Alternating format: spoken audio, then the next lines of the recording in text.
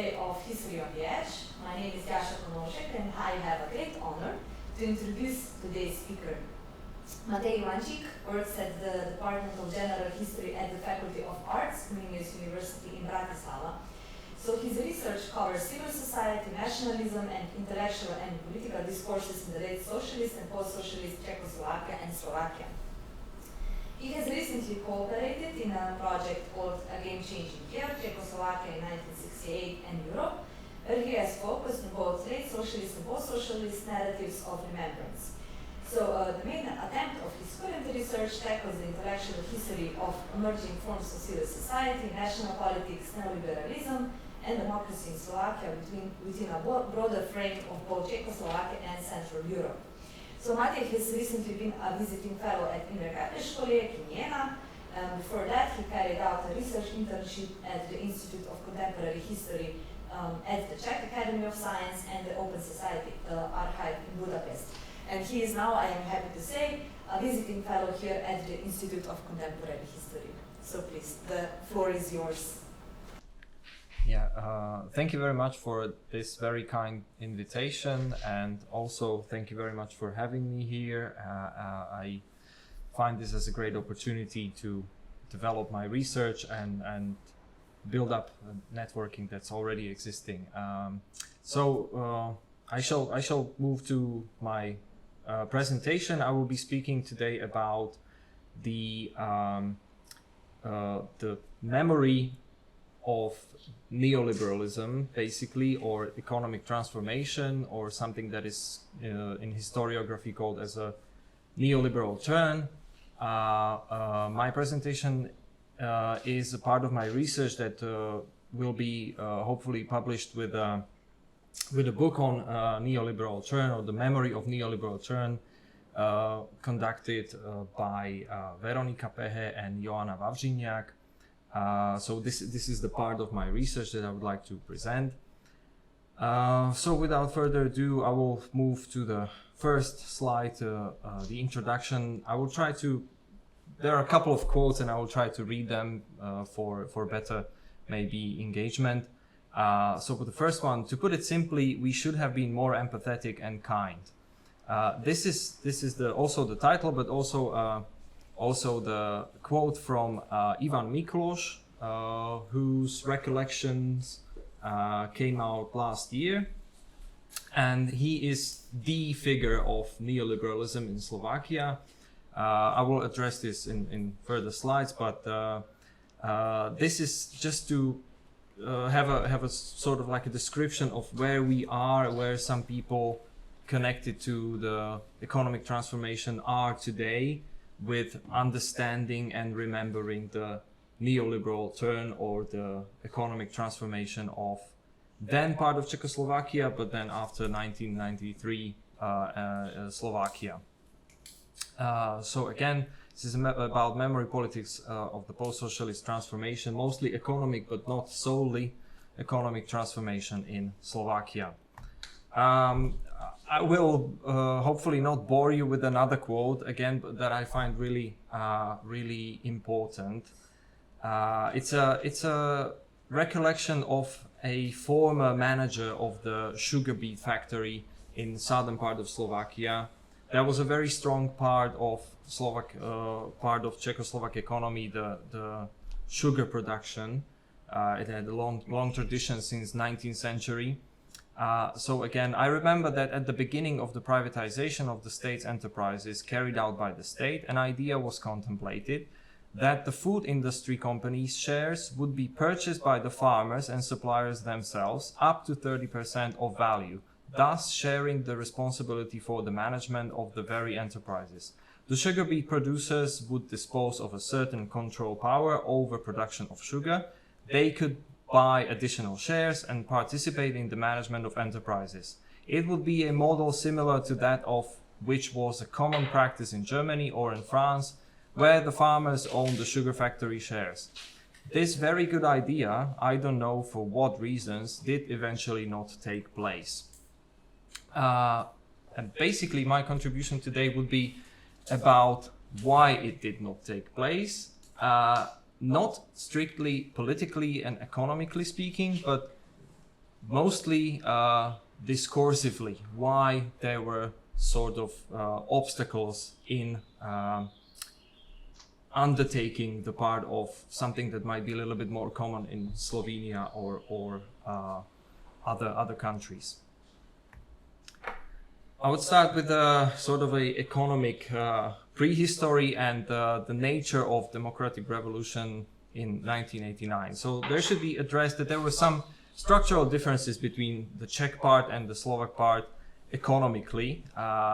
Now, Slovak economy was under a stronger influence of the Comecon economic structure, the Council of Mutual Economic Assistance, the former Soviet bloc.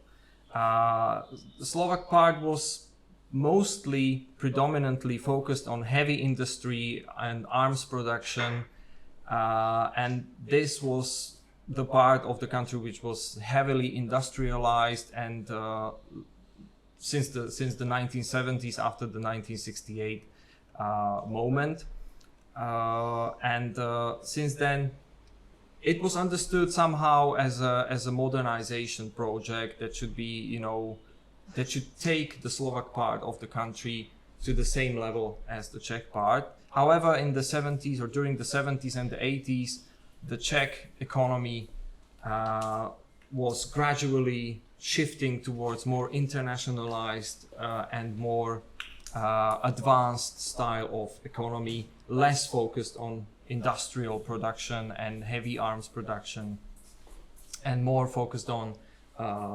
IT services and the new stuff that was developing at that time. What is important on behalf of the subjects who were creating the discourse, or who would create the discourse, is that to remember that the so-called Generation 68 was heavily present at the idea of industrialization of the Slovak part of Czechoslovakia in the 68, which was understood as a part of, as I said, emancipation to federalization, and sort of like Slovak national, not just political but also economic emancipation. These people who were active, actually very close to Alexander Dubček and his economic advisors, Augustin Marian Huska and Hvezdoň Kočtuch, were then very active after the democratic revolution in 1989, and they were set to establish I think I can call it a think tank, although in a very limited manner, something called NEZES, or the Independent Economists of Slovakia. As you can see, there are the same guys present, Augustin Marian Huska and Hvezdoň Kočtuch, among many others. I will then talk about their existence, their political influence strongly connected to Vladimír Mečiar. There were nonetheless other expert centers which were more connected to the Western thinking, sort of, if I may call it that way, and more technocratic, pragmatic, less visionary before 1989. More expert-focused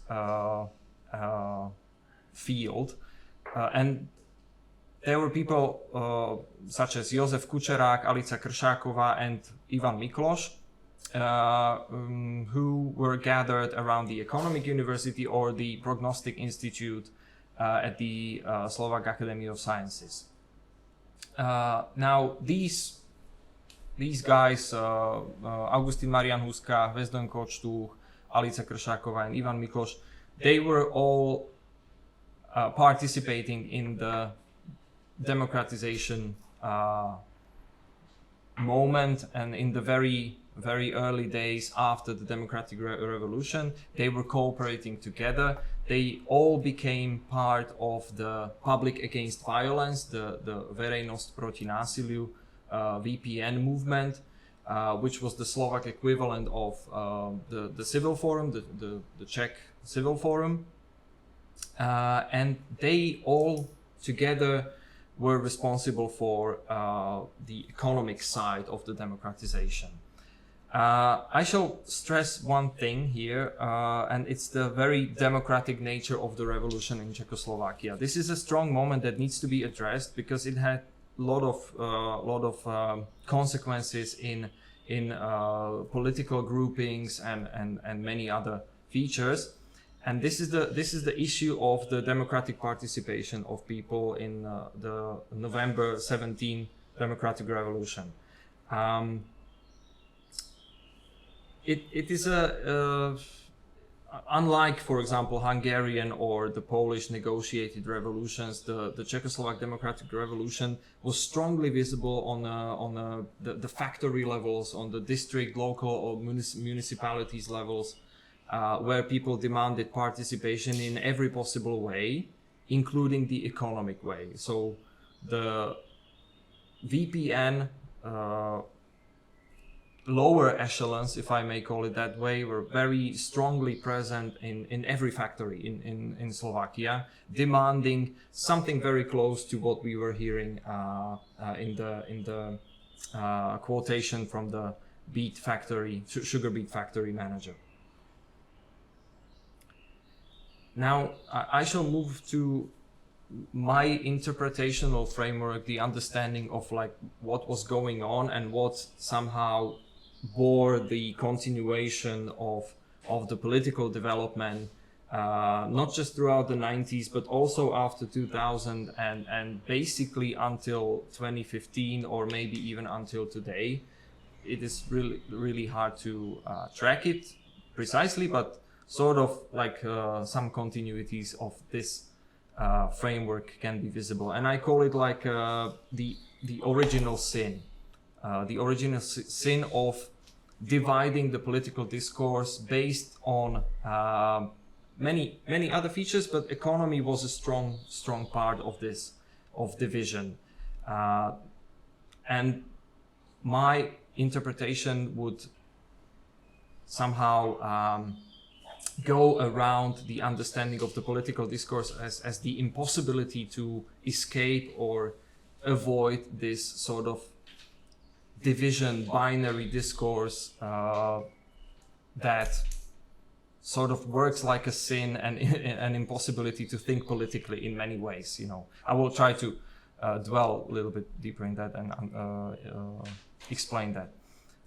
So these are my mostly pressing questions that I need to ask. Why has the memory of economic transformation in Slovakia emerged in its particular form, and how did it influence the overall political discourse on various economic and non-economic issues? The memory of economic transformation thus goes beyond economic transformation and could be understood as both a driver and a catalyst of various aspects of political development in Slovakia. As I was talking, the binarity of narratives, discourses, we can divide them to the neoliberal or the democratic one, which is sort of like the positioning that occurred, that emerged, and on the other hand, we had this gradual nationalist, undemocratic one. This is how it is remembered from the perspective of the liberal right-wing positions, and I will try to explain how and why.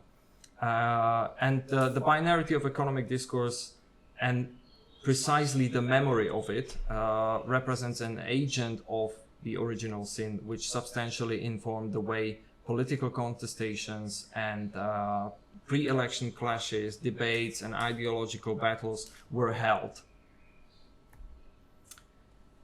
Methodologically speaking, I try to somehow address the role of the subject creating the discourses, and I use the realm that was presented by Michael Bernhard and Jan Kubik in their book on memory of communism, or the remembering of communism, where they divided the memory regimes or the memory fields and something that they call the mnemonic warriors, the mnemonic actors, which can be then divided to further subcategories, out of which the most fitting to the actors, politicians, think tanks, economists, and economic journalists I will be describing can be described as mnemonic warriors. A mnemonic warrior, according to Bernard and Kubik, is a subject, an agent or an actor who sees remembering history as a zero-sum game. So it's either us or them, and there is no reconciliation. There is no kind of like a discursive get-together or something like that. This is strongly supported by the evidence that I will try to present in the Slovak case, which I would call like the memory regime of binary logic, and the binary discourse that I described. On one hand, democratic neoliberal, although they would not call themselves neoliberals, of course, and on the other hand, the nationalist and undemocratic, although they would not call themselves undemocratic. One thing that needs to be addressed here is a difference between the Slovak part and Czech part in understanding the memory of communism, and it has a lot to do with the economic side of it. In Czech Republic, Václav Klaus, the finance minister, and then the prime minister responsible for the rapid, radical marketization, market reform, would label the leftist liberals such as Václav Havel and other people as too mild, too friendly towards communists and the former communists, and thus the right-wing discourse is strongly anti-communist in the Czech part. Instead, in the Slovak part, anti-communism was not really present on both sides. On the liberal right-wing side, because many communists were sort of understood as the good communists who changed their perspectives and became Democrats. And on the other hand, among the nationalists, where a strong group of former communist executives, factory managers were present, they simply could not use this narrative because they were themselves former communists, and they decided to relabel the discourse. And in that manner, people who were understood as pro-reform, pro-market, rapid, radical reform, were called as centralists, and people who just don't understand and don't care for the Slovak interests. So this is why anti-centralism fits a little bit better the Slovak frame. The memory of economic transformation has become equally as important, I will argue, as economic policies themselves, especially in the later periods. A little bit of early history of the economic transformation. As I was saying, all the economists, either from the Nezes part or from the liberal wing of VPN, in the very early stages before the June 1990 parliamentary election, conducted a program called A Chance for Slovakia, where they all declared its dedication towards economic transformation to, and this is important, market economy.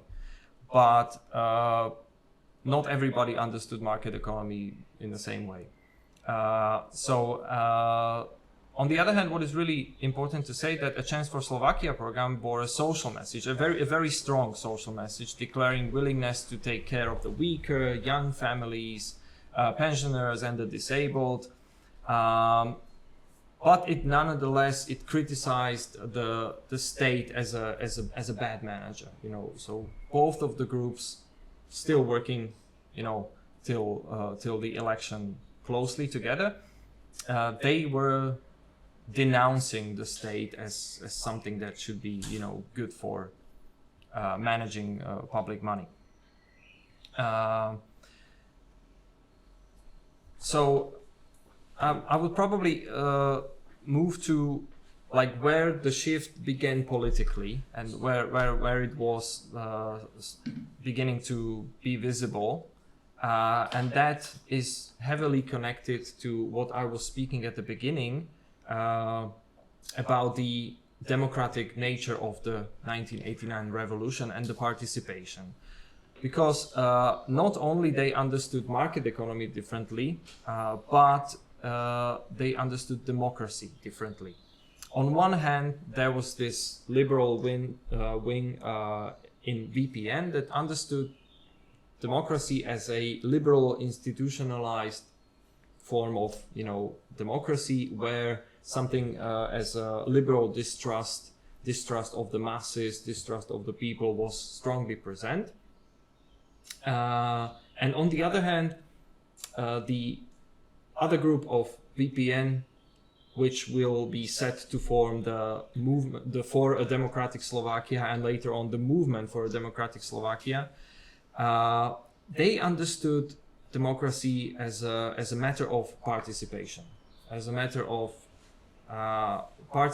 but it needs to be said that the participation was due to several reasons, due to the strong presence of Prague, centralist policies. The participation was understood as a national issue, or at least Vladimír Mečiar and the movement for democratic Slovakia were able to relabel the participation moment for nationalist moment, for something that should be directed as an anger to the liberal circles in Bratislava, who are too friendly with the liberal circles in Prague and who don't understand the needs and interests of Slovakia. I was speaking about the anti-communism versus anti-centralism. Now, what I would like to address is the shift to anti-totalitarianism and Czechoslovakism.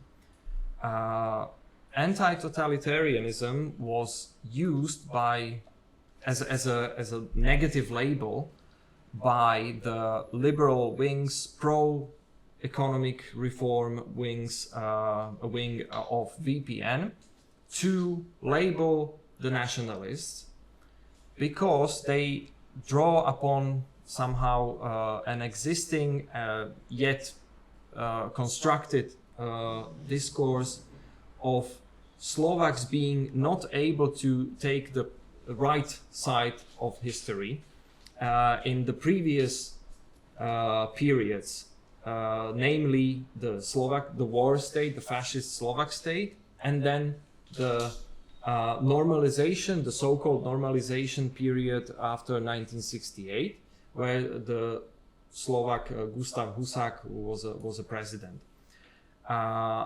And the inability or the negligence towards the economic reform,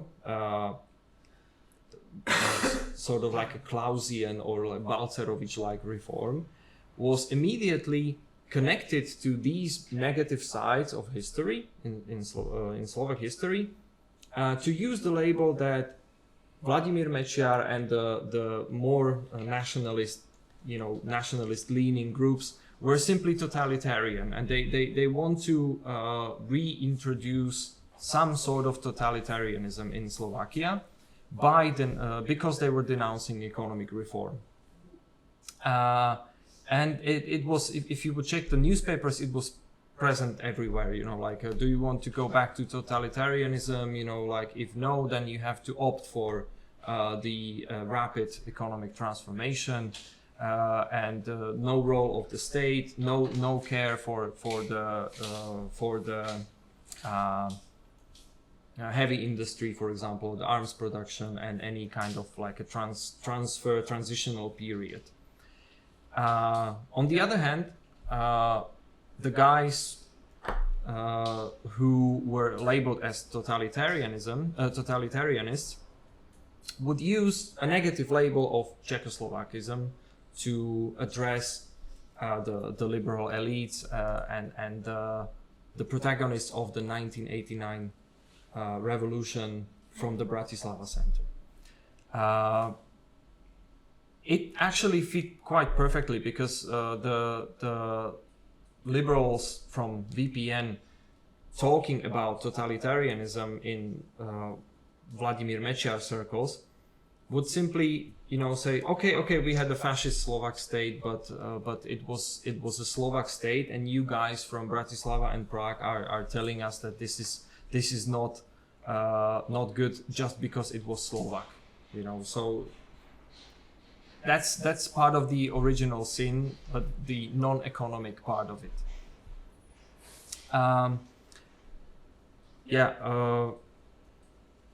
I think that one more thing is really important to say, that instead of labeling its political opponents either external or internal as communist, VPN used the nationalist and totalitarian branding as a justification for the right-wing or the so-called neoliberal policies. And this was sort of like a continuation of the local dissident legacy even after they lost the election in 1992. Now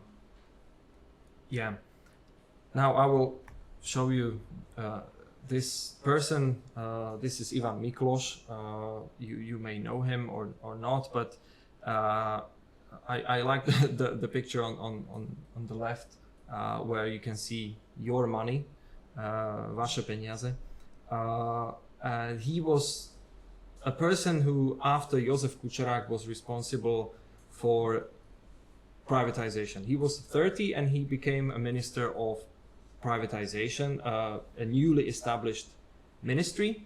This picture is a little bit later on, but he was a very young person, influenced by János Kornai, for example, and reading Friedrich Hayek and listening to Václav Klaus and reading Balcerovič's policies and trying to follow in it. So he was the Slovak neoliberal guy.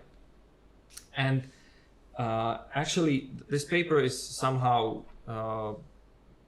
connected to him a lot because he's very influential till these days. He's a regular columnist to the two most influential right-wing papers that we have in Slovakia. Regular, I mean weekly, in both of them. He was 3 times the finance minister during the following period. Very recently, he was an advisor to Ukraine finance minister and prime minister on the economic transformation. And very recently, he was even an advisor to the prime minister for education reform. And like 3 weeks ago, he became an economic advisor to the president of Slovakia. So he's like the most influential person, and everybody who is considered to be a right winger sort of like holds him in respect. And that's why I called him the Slovak Balcerovič. He was responsible, among other circles, but he was the most responsible person for addressing the economic transformation as something that is strictly depoliticized. In this strictly neoliberal thinking terms, economy is not a matter of politics and ideological clashes. It is a technocratic issue that needs to be solved.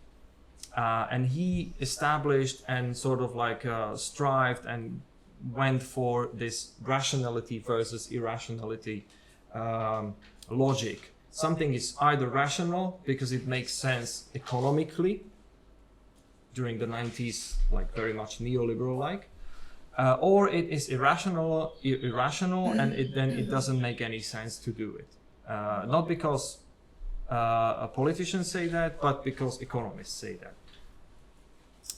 He, moreover, could be understood as something as a non-repenting liberal, which means that he has never felt sorry for anything that he has done, you know, like no social consequences, because he said like it was needed to be done. It was needed to be as radical as possible, because that's the only rational way to move the society forwards to liberal democracy via marketization.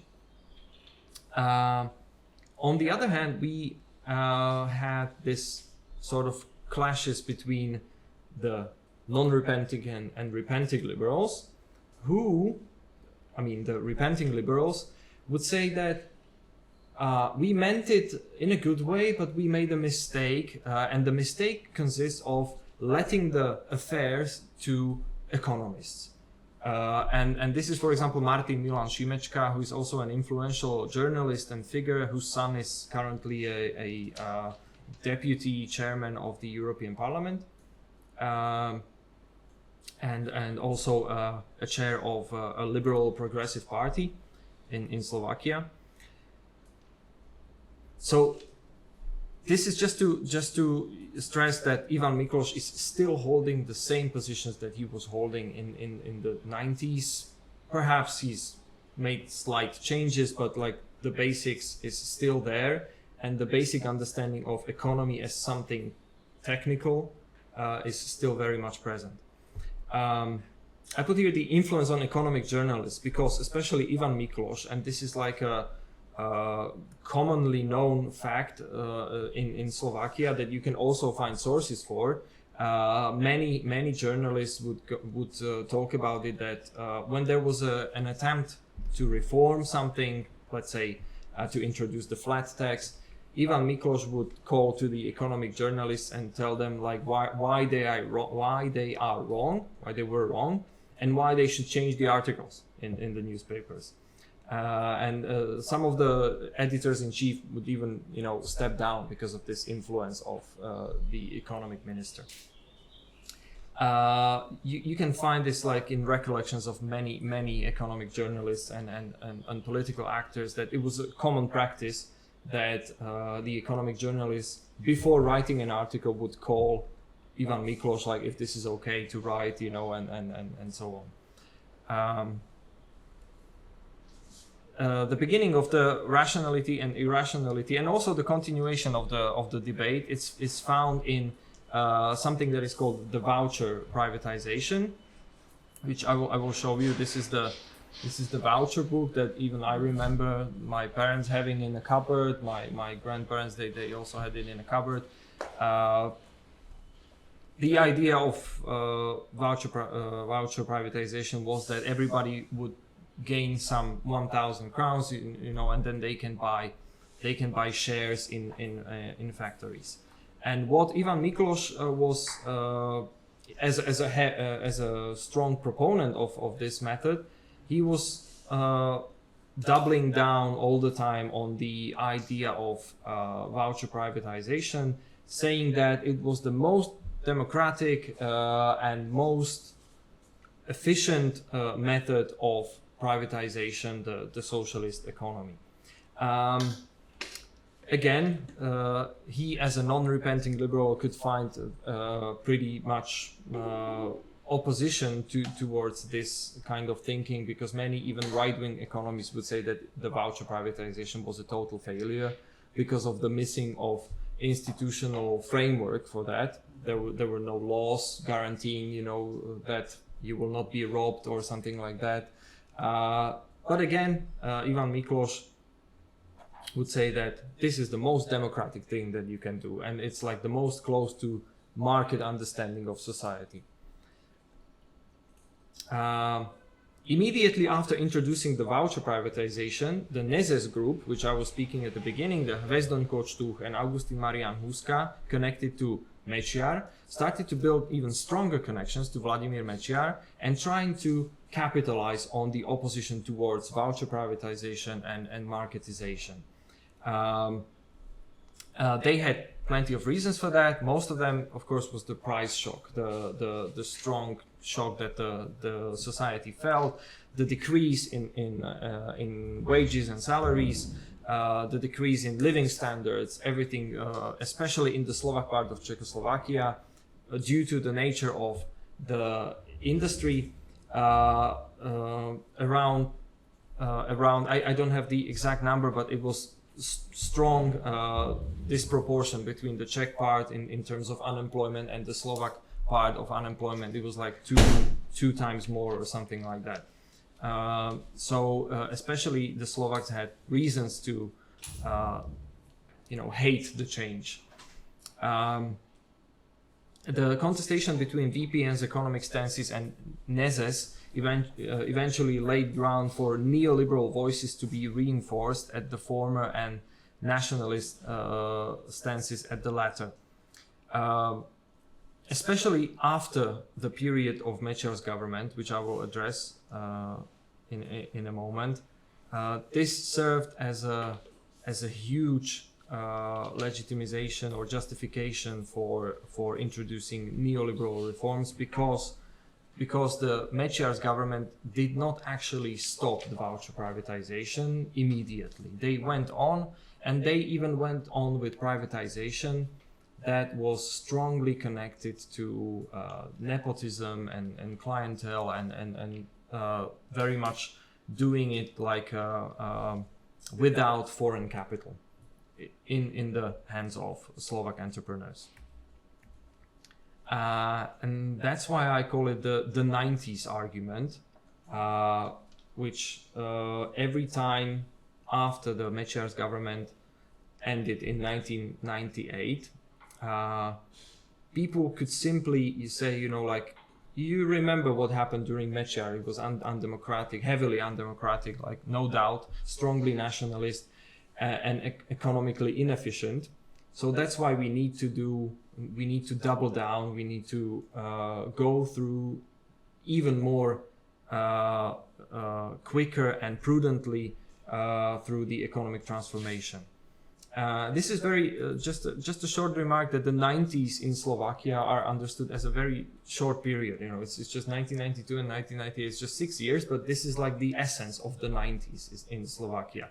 We don't talk about the very early periods after the democratic revolution. We don't talk about like the beginning of the 1998 and the years that unfolded, because it's like just beyond. The right-wingers such as Ivan Mikloš and other, of course, namely Mikuláš Dzurinda, who became first prime minister after Vladimír Mečiar, they simply used the narrative of economic transformation as a denouncement of the Mečiar period. Now I would like to talk about other subjects that are very much important in creating the whole discourse realm. And those are mostly the NGOs and think tanks and economic journalists such as Peter Šúc or Eduard Žitňanský. Eduard Žitňanský died recently, but Peter Šúc is still active, and he's considered like even more right-wing than Ivan Mikloš. So he was criticizing Ivan Mikloš for being not enough right-wing, not enough neoliberal in today's terms, maybe. They both were in close contact with Ivan Mikloš, and Ivan Mikloš, in his recollection book, was admiringly speaking about Eduard Žitňanský, that according to him, he was the only economic journalist who understood economy, because he was most admiring towards Ivan Mikloš, but without any this personal level. It is rather telling that from the perspective of just strictly the policies, Mikloš's stances were considered to be, facts basically. After 1992, when Vladimír Mečiar established his actually second government, Ivan Mikloš stepped down, and in his recollections he was speaking about wanting to leave the politics and everything, and wanting to continue his career as a university teacher. But instead, together with other actors who left politics, they established MESA 10, this MESA 10, the Macroeconomic and Social Analysis Institute, who was and still is responsible for right-wing analyses, discourses on understanding the state, understanding economy, the European Union and everything. So quite an influential think tank that was closely working with another and even interpersonally intertwined with another, the Institute for Public Affairs, Inštitut pre verejné otázky, which focused on more the societal aspect of transformation. So MESA 10 was like the NGO or the think tank that was focusing on the economic side, and IVO was the societal side focus. Of course, Mečiar's regime was strongly criticizing the presence of NGOs as undemocratic, un-Slovak, and against the country and everything, like Soros's agents and stuff like that, you know. In understanding of these right-wingers, Mečiar's regime equaled the state. So the economic reasoning against the state's intervention was heavily present, and privatization, especially with the foreign capital, was equaled in their logic as democratization. So we need to invite foreign capital if we want to be democratic. This was mostly represented, or mainly represented, by the Slovak Democratic Coalition, which was the main force to come to power in 1998, and Ivan Mikloš was the part of this SDK, the Slovak Democratic Coalition, and their program was pretty much a neoliberal economic program. And if you would read the analysis of political programs, Eduard Žitňanský, commenting on the economic program of SDK, talking about it as the best program, the most efficient program, because it understood the role of state as minimal, limited. After 1998, Ivan Mikloš did not become a finance minister. He became a deputy prime minister for economy, which was a newly established position for him, because Brigita Šmögnerová, a sort of like a third wayer or a Labour Party style economist and politician, became finance minister. She was a member of Party of Democratic Left, Strana Demokratické lavice, and this created a very interesting dynamics, because she was representing in her party trade unions, gradual attitude towards economic transformation, but at the same time she was an economic expert, studied at LSE, for example, and she understood that after the Mečiar period, some necessary cuts and budgetary limitations needed to be done, and still they quarreled with Ivan Mikloš, you know, and they respected each other sort of, but Ivan Mikloš would all the time say that we would love to move forward, we would love to democratize our society, but look at, you know, SDL, Brigita Šmögnerová, they still try to take us somewhere like to a communist dream or something like that. They do not understand that market is the only way how to solve problems. Now, as I titled this slide, blame the previous ones, because I found this really interesting. But when after 1998, every government that came needed to sort of like a justification by blaming the previous ones, especially in the economic area. And that's why they introduced something that was called the Kozlík's package, named after the Mečiar's finance minister Sergej Kozlik, and it was like a, promoting or marketing the economic policies that would, cut down the state. They would cut the state and limit the spending, and became sort of like an austerity justification. Miklóš's argument was twofold, at least. One was that we cannot do it in a gradualist perspective. We cannot take a gradualist attitude, because take a look at Ukraine and Bulgaria, what is happening there. He would never mention, for example, Slovenia or some other cases. The other argument that was commonly known, and I would say maybe the major reason why people would sort of go through the economic reforms, is the achievement of being a member of EU or NATO. As the other Visegrad 4 countries, Poland, Czech Republic and Hungary, were already on their path to become EU members, Slovakia would still need to do some catching up. In this time, all the time, the discourse that state is not a good manager, state needs to be limited, was heavily present. And they even introduced the privatization of the so-called strategic enterprises, such as the Slovak gas and energy supplier, and many others, like the powerhouses and the cargo and stuff like that. They would use it as a reasoning, as a justification, like we should sell it because the state is not a good manager. The same they did, and I will have to show you this picture. This is Vladimír Mečiar and Claudia Schiffer in 1990, I think 7, when Vladimír Mečiar opened some 6 or 7 kilometers of highways, and that he wanted to present, heavily.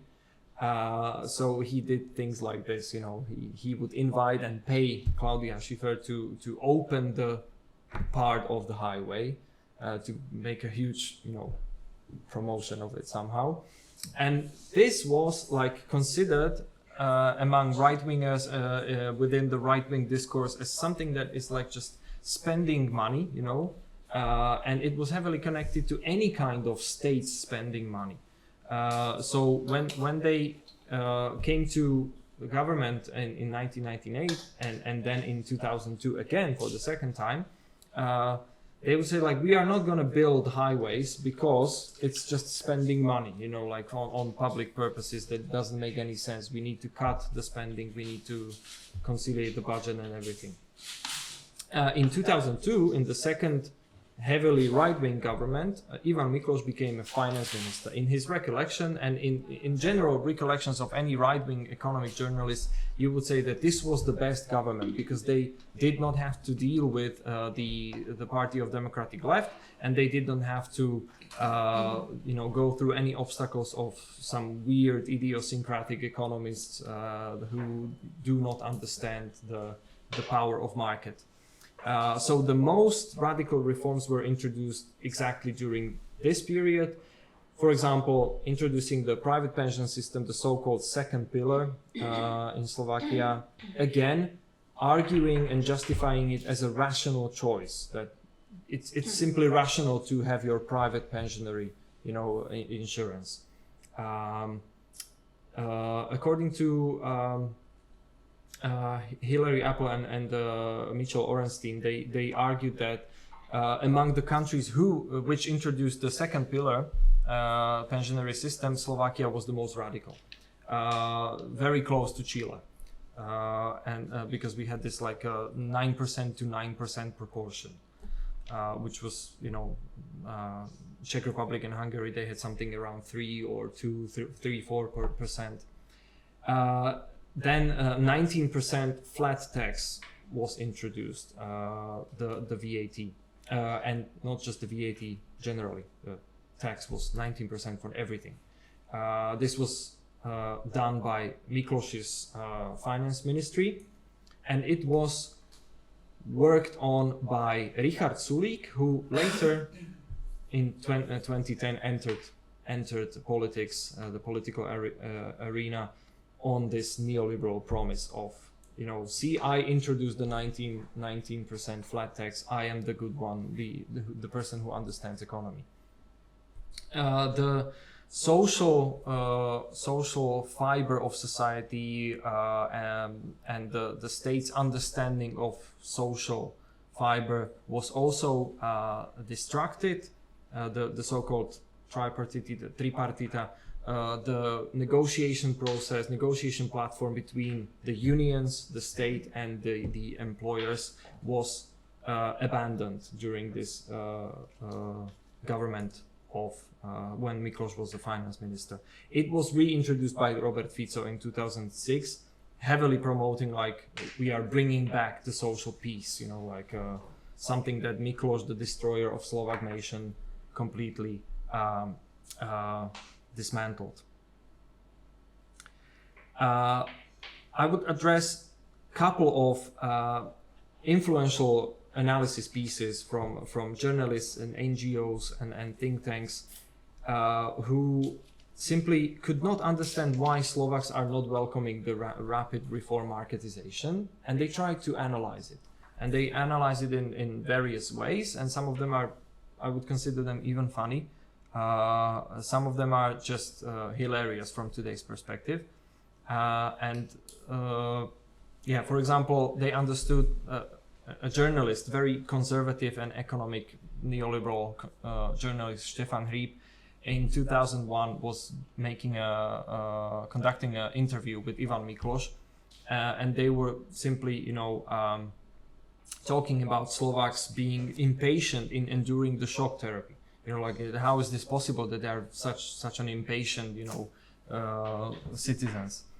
And even there were some temporary difficulties. They should be patient. You know, they should get to the paradise. Again, while in Czech Republic, even ordinary people were prepared for the post-reform hardships, in Slovakia, not even the elite was able to understand the depth and meaning of what was to come. This sort of like messianic and rational or sort of wannabe rational talk was conducted also by Ivan Miklos. Then we have a sociologist who is kind of a respected sociologist and currently working as a advisor for the president, Sonia Darfashova, who said that of course it is not possible to overlook and belittle the fact that many people experienced hardships. However, the perception of their current situation, the so-called social definition of situation, was far more pessimistic than the real economic situation. This was presented by Darfashova in a panel which analyzed like how should politicians react to the pessimism of citizens reacting towards the economic transformation. Again, very similar logic of understanding people to the rational-irrational argument. Darfashova divided people into security seekers and freedom fighters. Security seekers being those who want to have social securities, and the freedom fighters, those who just want to be, you know, in a market society, basically. This is 2002. So marketization even became a sort of a sellout for a political discourse, as in the case of the statement of Eugen Jurzica, who became a minister of education in the government where in 2010 Ivan Miklos was again a finance minister. Mainly, a price is a signal on the market. In public politics, it is not clear what the price actually is. Actually, what do the producers of reforms get and what do their customers pay? So this was hilarious for me, reading, you know, understanding politics as a commodity, you know, exchange somehow. If you want to do reforms, you should, you know, promote it. You should do the supply-demand economic style of reforms.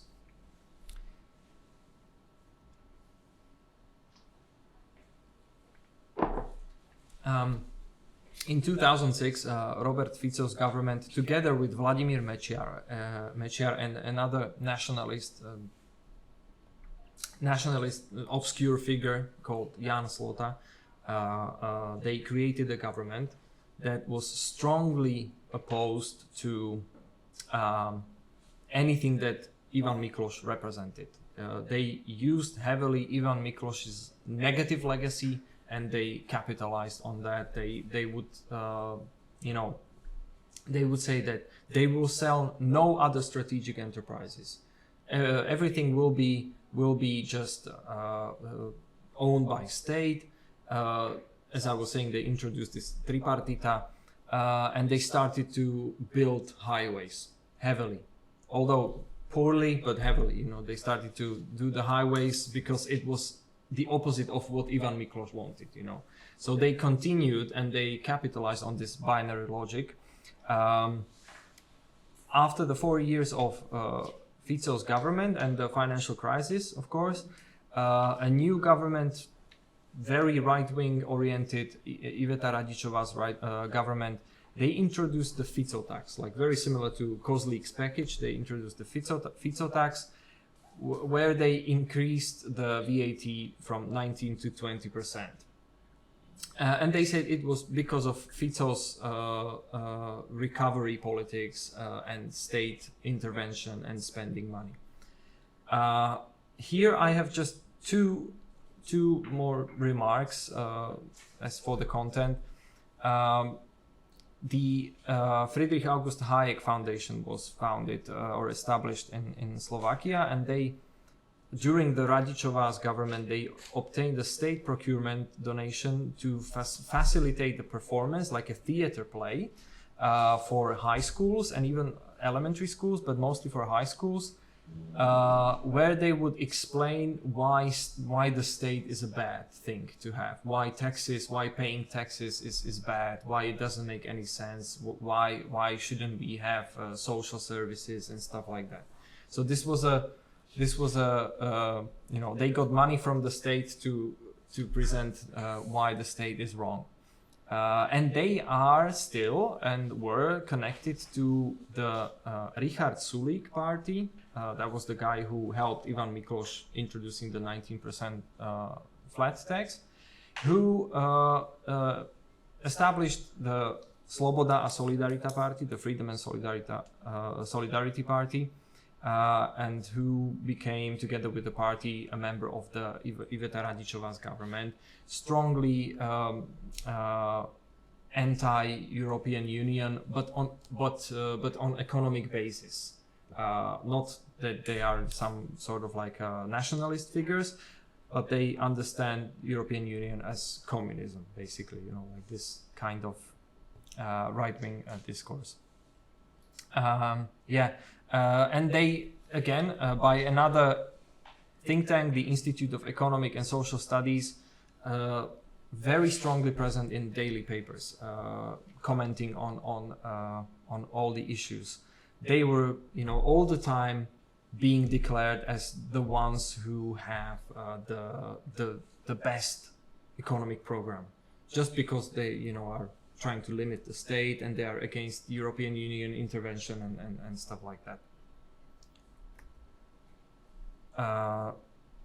To some of my concluding remarks, I hope that it would make some sense. I would argue that the dominance of the binary rational versus irrational discourse was very powerful and even a constitutive moment and an aspect for not just the economic transformation discourse, but also for the political discourse in general, because many parties and many politicians from both sides would double down on that discourse. They would simply use it, and it was a discourse that started and continued through the 90s, and it is still kind of present. And I would argue that until 2015 or maybe 2015, because of the sort of like the refugee crisis and establishing of the cultural discourse of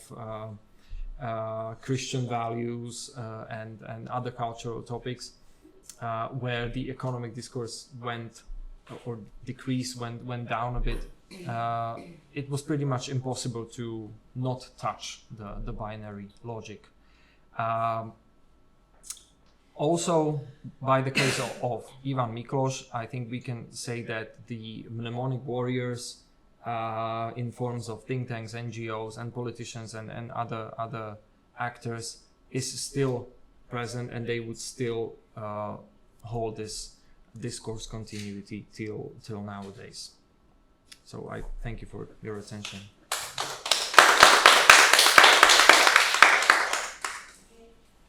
Thank you very much for your lecture. I think that now we have time for questions and comments from the audience, perhaps. Maybe also somebody on Zoom if they have any questions. Yes, thank you very much. It was very interesting and very well articulated. Thank you. You said at the beginning that there was a demand for participation at the very factory level. Now, I'm interested in hearing more. Do you mean managers, directors, also industrial workers? And maybe if you can say more about also in the 90s, how the labor was included, like trade unions in these negotiation processes. You mentioned then that the three-party system was dismantled between 2002 and 2006. And if I'm interested in like before and after, if I understood you correctly, you mentioned that after it was a kind of recovered in a sense. So I'm interested in the role of labor, trade unions, also today, and maybe some other critiques, if they were articulated outside of economists, maybe from other intellectuals and outside of these binary positions. Yeah, thank you very much. That's a great question. I would start with the workers' engagement in the very beginning after the revolution. I was talking about the VPN initiatives in the factories. James Krapfel wrote a book on this, where he studied every regional archive, every factory archive, like how people were engaged in this revolutionary moment, where this economic engagement, economic participation was present at every level. Not just the managerial level, but also the industrial workers, farmers, the farmers' collectives, and everywhere. It was kind of present, like to finally democratize every aspect of life, basically. Because there are some research which are probably not strictly valuable, but they are quite telling that people would demand socialism in '89, because they remembered socialism with human face and Alexander Dubček, and they remembered it as something positive. I would not go through the argument that they were against capitalism, of course, but I can imagine that, according to the sources, that people would demand some sort of democratic participation, and we have quite an evidence for that. Then the idea of de-ideologization of unions and decommunization of unions, and bringing them back to work as a regular union, was hijacked by Vladimir Mečiar, and the unions were discredited for a very long period because they were closely cooperating and justifying Vladimir Mečiar's regime, especially the biggest organizations of unions, the Confederation of the Union Associations, and then they continued their cooperation with Robert Fico's government. So again, in 2006. I forgot to tell, there was one thing, that a strong campaign against Robert Fico, where the right-wing organizations connected to Ivan Miklos and Mikuláš Dzurinda would go and they had their slogans: "Do not vote for the second Mečiar," for the next Mečiar. So this was like bearing the continuation, and it also was connected to understanding the role of unions, understanding the role of social policies and stuff like that. it was even present when the second Fico's government tried to introduce the progressive tax. You can find, you know, heavy denunciation of that this is something that is not democratic, it is not, you know, liberal, it is not European, although it kind of was, you know, but they were still like trying to go this way. And as for the external critique, this was kind of my point, that it was almost impossible. You know, this, I mean, it's getting kind of established. We have now organizations such as Pracujúca chudoba, which is like the precariat, basically. And they are trying to create an external pressure. And there are some more, but not as influential. Also some intellectuals. But it's kind of, you know, becoming efficient only after the COVID crisis, economic, you know. Before that, zero like authentic left-wing critique was possible, I would say. Just because of, I would argue, the binarity logic. Either you are with us or you are with them, you know. So if you argue for social policies, you are somehow connected to Fico or Mečiar, you know. There's no third option. Sorry, you mentioned one author at the beginning that like very well conducted research, researching archives for the engagement. Oh yeah, James Krapfel. He's a Canadian historian. James Krapfel. He wrote a book called "The Revolution with a Human Face." Thank you. Yeah, 2009, I think. Other questions? Maybe I can ask you something. So I was thinking about this binary logic that you mentioned. And usually when the state or politicians, they address the people and using the past or their memory, they usually have this very strong moral connotation. Mm-hmm. So is that something like that you can also say in this case? Like what was the moral of the story on the one and on the other side? Yeah. That's the moral of their stories basically resided in understanding themselves as democratic. So for example, the Ivan Miklos and other right-wingers who would denounce Vladimir Mečiar would say that what they are doing or what they were doing was not democratic. Everybody could see that. Hence, what they were doing in economy was not democratic. No. On the other side of the argument, Mečiar and then Fico and some closely connected politicians would say that, look at them, they are selling the strategic enterprises. And the strategic enterprise was understood as a national treasure, like railroads or the gas and power station industries, water, energy, and everything, you know. And if they are doing this, they are immoral because they are, you know, stealing from the Slovak nation, and that's the immorality of their doings. Otherwise, any kind of like deeper understood moral logic was not present, like no specific moral argument. But this one was very close to moral arguments.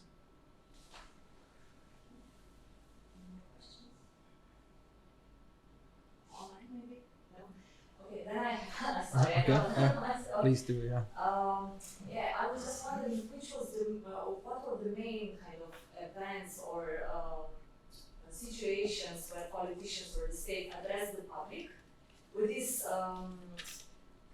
What were the situations where the past was recalled most vividly, perhaps, and got the most reaction from the people? They were all of the situations that I addressed here. So it was, for example, the issue with highways.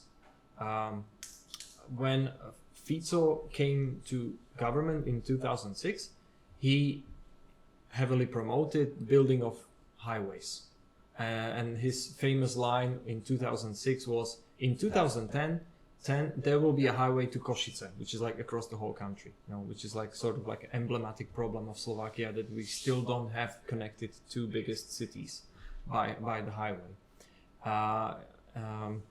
And he was immediately attacked like, this is not economically responsible.